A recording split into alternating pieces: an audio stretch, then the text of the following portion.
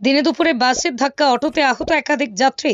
দিনে দুপুরে শিলিগুড়ি ভেনাস কুমার সংলগ্ন এলাকায় একটি বেসরকারি স্কুলের বাস রাস্তার পাশে থাকা একটি অটোতে সজোরে ধাক্কা দেয়। জানা গেছে, আজ দুপুরবেলা শুকনায় অবস্থিত একটি বেসরকারি স্কুলের বাস যখন হাসপিচক থেকে শিলিগুড়ি হসপিটালের দিকে যাচ্ছিল, সেই সময় রাস্তার পাশেই দাঁড়িয়ে থাকা একটি অটোতে সজোরে ধাক্কা মারে স্কুল বাসটি। আশপাশের প্রত্যক্ষদর্শীরা জানেন, বেপরোয়াভাবে ওই স্কুল বাসের এই দৌরাত্ম্য যেভাবে দিন দিন বাড়ছে, তাতে যাতায়াতের ক্ষেত্রে সব সময় সাধারণ মানুষকে অসুবিধার সম্মুখীন হতে হয়। মাঝে মাঝে এরকম দুর্ঘটনা ঘটে থাকে। বলছি দাদা, কি ঘটনা ঘটেছে? আরে গাড়িটা দেখছি আস্তে আস্তে দেখি কত স্পিডে, এই গাড়ি যাচ্ছে মেরে দেবে। কতজন আহত? একজন আহত হয়েছে।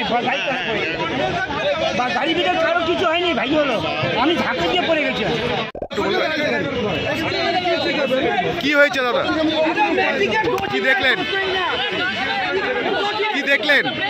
দেখলাম এই গাড়িটা আসতেছিল, এই গাড়িটা দিল্লি পাবলিক বাসটা বহুত স্পিডে ছিল, একে মেরে দিল, কন্ট্রোল করতে না। কতজন আহত হয়েছে? আমি একজনকে ছিল, মা বেটি দুজন ছিল, একজনকে নিচে